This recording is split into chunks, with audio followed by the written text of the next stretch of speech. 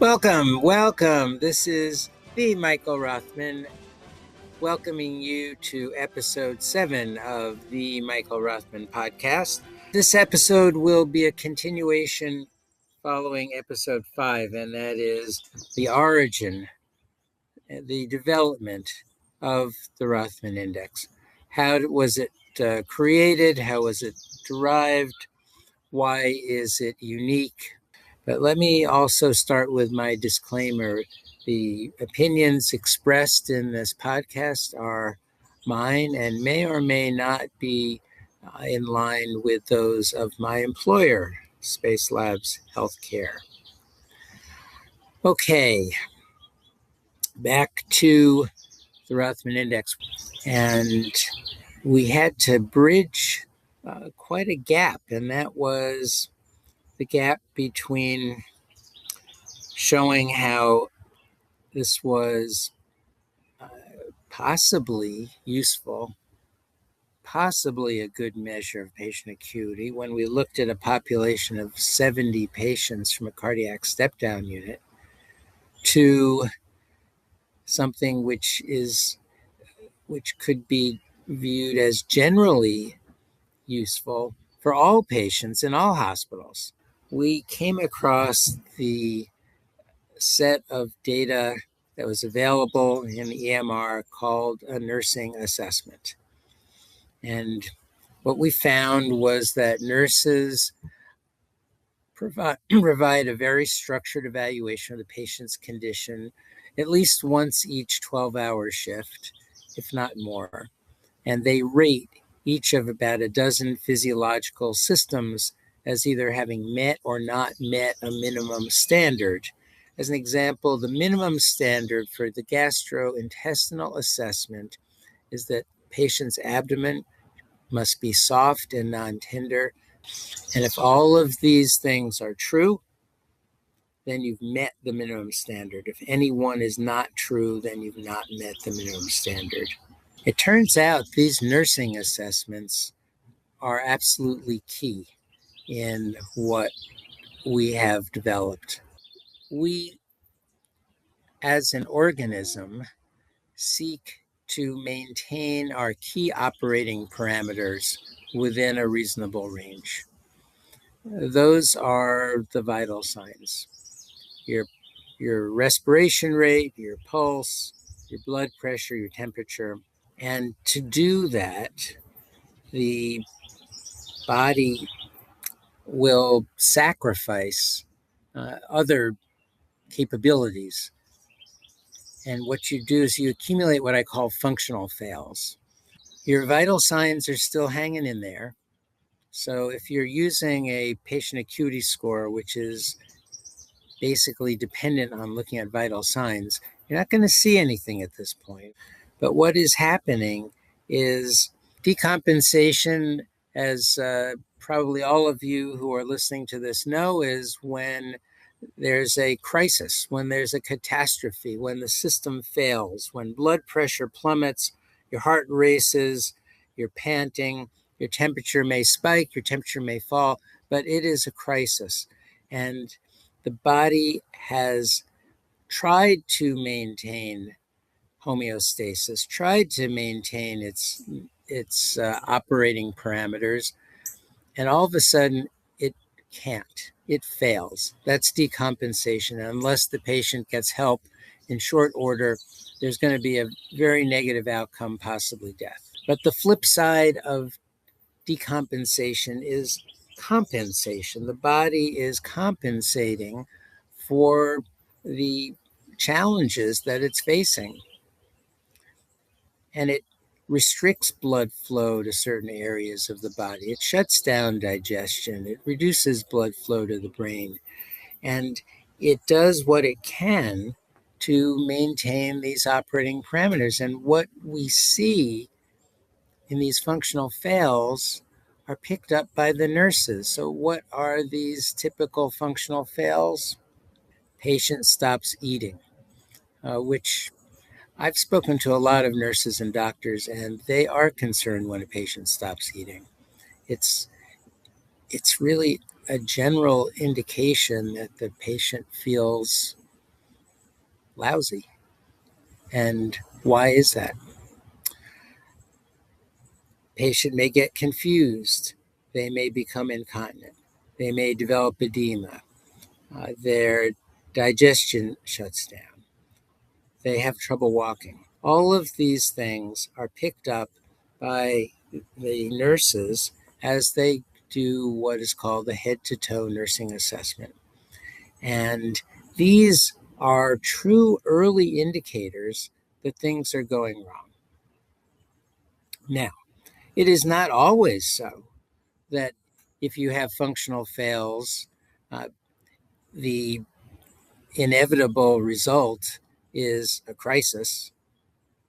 No, the course of a patient's stay in a hospital is not monotonic. It's a bumpy situation, and what you see sometimes, the body experiences a crisis, and there is system failure. And so, if you were looking at a patient acuity score, you'd see a sharp drop in the patient's acuity. It pulls itself back together, so you experience this downfall or this down uh, experience, and then you recover. And then you might go on a little further, and there's another crisis from which you recover. So you can see these periodic incidents, um, and they may be noted by the nurses, but it could be that this is a precursor to a complete system failure, that crisis that we were trying to avoid, that decompensation. And so the nursing assessments give us insight into the early signs that things are going in the wrong direction. And that is why the Rothman Index has been successful in reducing in-hospital mortality. It's a big claim, and it is now uh, shown in terms of studies that are in the literature, prospective studies. And it just means that we give the doctor, we give the nurse a chance to get to the patient's bedside when there's still a chance to intervene and avert that crisis, prevent that crisis. That's the sweet spot that I was talking about last time. One of the first things we came across was no one believed us. Nursing assessments were entered into the electronic medical record and never to be seen again. Nursing assessments were viewed as unreliable, uh, not reproducible, just a lot of noise. Well, fortunately, we started with no bias. As I've said before, I don't have a medical background, so I came across nursing assessments and said, these seem to be measures of physiological status. And what we found was that they, they are reproducible, they are reliable. There's bad data in nursing assessments, but by and large, the data is faithful and appropriate and is entered on a conscientious basis and even on a timely basis by nurses. The first excess risk score developed, and it was for serum creatinine. The lab test for creatinine indicates generally problems with kidney function if it's high, and if it's low, it is an indication of something called muscle wasting. So high creatinine is negative, low creatinine is negative. There is a middle range from about 0.6 to 1.1, which is viewed as normal. And so what we did was we took 25,000 measurements of creatinine from patients as they left the hospital. We looked at their last measured value of creatinine. And then we attached this data, we merged this data with what's called the Social Security death file so that we knew whether that patient survived 1 year post-discharge.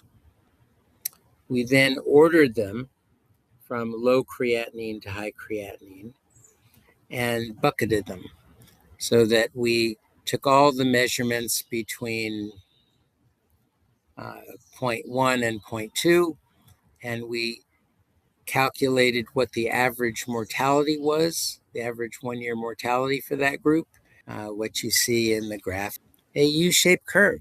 And it showed higher mortality was related to high values of creatinine, and also higher mortality was related to low values of creatinine. And then there was this sort of flat area in the middle, and that flat area went from 0.6 to 1.1. And we went to the pathologists and said, what is the normal range for creatinine? And they said 0.5 to 1.2. What we've done is we've discovered the normal range for creatinine directly from patient risk data. And in fact, we didn't discover the normal range of creatinine. We discovered the low risk range for creatinine. In this case, the normal range and the low risk range coincide, but that's not necessarily so. This is a graph showing an excess risk curve for heart rate. And you can see, just as in the creatinine story, low heart rate is high risk, high heart rate is high risk. And there's an area of normal heart rate around 70 beats a minute, roughly. But what's interesting about this is the curve which is superimposed. Well, I would imagine that many of you are familiar with a system called the Modified Early Warning System.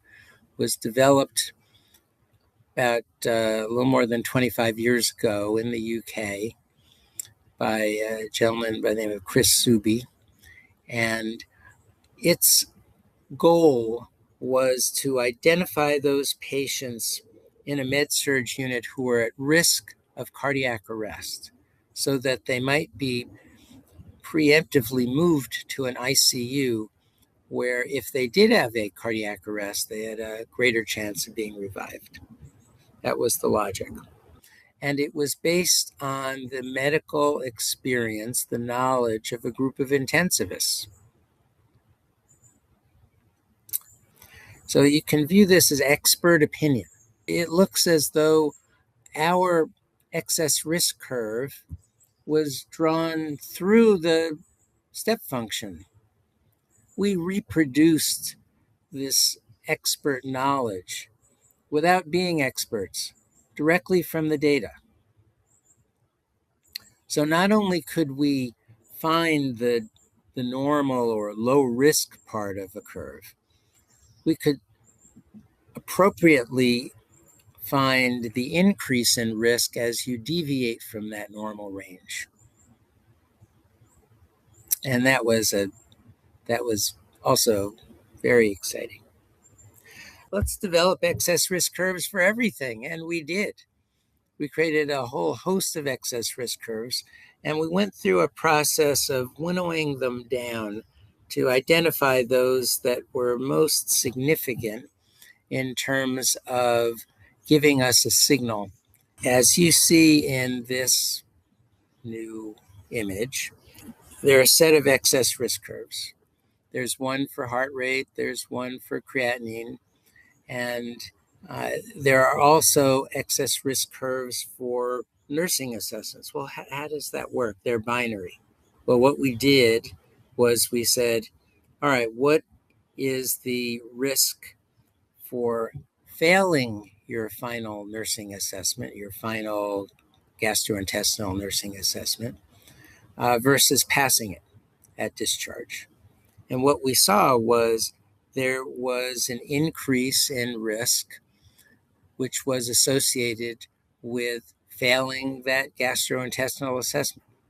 We just look at pass-fail. But what this has done then is it's given us the ability to solve what's called the data fusion problem. And that is, how do you combine uh, heterogeneous data to come up with an overall measurement? So we're now taking vital signs, lab tests, nursing assessment, cardiac rhythms, and putting them all on a single scale, the excess risk scale. So then they can be combined. And the Rothman index itself is what's called a heuristic model. It's not a regression model. We're not trying to predict 24-hour mortality or transfer to an ICU or 1-year mortality for that matter. What we do have is a set of excess risk curves. These curves individually span the different modalities of deterioration. We can pick up deterioration no matter how it occurs. If you take each of the values of the inputs that we're looking for, and there are a set of vital signs, a set of labs, a set of nursing assessments. If you take each one, you plug that value into its associated excess risk curve, read off that risk, and then add them up over the set. There are 26 inputs, is in a sense total risk. And because we wanted 100 to be unimpaired, we then subtracted that number from 100. So if your total risk was 0, your score would be 100. The more risk you have, the lower the score. And that is not exactly what the Rothman index is, but it is approximately what it is. And it does provide a way of combining disparate data, nursing assessments, labs and vitals, and heart rhythm patterns, into a single measure, which is called the Rothman index. It was originally called the health score, but we found that there are too many health scores that wouldn't be practical in terms of distinguishing our work. And so after a lot of discussion, we ended up deciding to name this in memory of our mother. And this is work that my brother Stephen and I did together. Its actual name is the Florence A. Rothman Patient Acuity Score, or a patient index. And that's been shortened to the Rothman index. But we didn't name it after ourselves. That is probably a good place to stop. Next time, I'm going to talk about a very important subject, and that is, okay, I can create a heuristic score. That doesn't mean that it proves anything, that it is effective in any way. It's just a number. So the next hurdle that we had to overcome is showing that this actually measured patient acuity. And it turns out that it does. It turns out it is the best measure of patient acuity that exists. And that goes back to where I started, and that is, there's nothing so powerful as an idea whose time has come. Well, the integration of nursing data into a single measure of acuity was an idea whose time had come, and we captured it. And why are we still pioneers? It turns out it's not so easy. It's not so easy to capture that nursing data. And I'll get into that next time. But for now, this is the end of episode 7, and I look forward to seeing you next time. We are on YouTube. Just put in the Michael Rothman podcast and you'll see our page on YouTube. Thank you, and so long.